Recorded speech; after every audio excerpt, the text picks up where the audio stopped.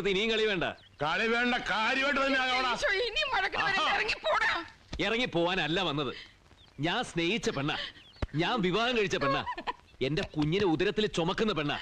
ഇനി ഇവിടെ നിഷേധിച്ചാലുണ്ടല്ലോ ആ അപ്പനോട് പോയി പണി നോക്കാൻ പറയും ഞാൻ.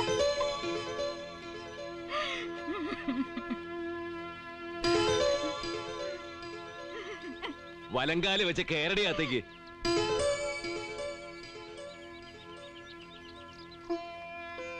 ക്ലൈമാക്സ് എങ്ങനെയുണ്ടപ്പാ?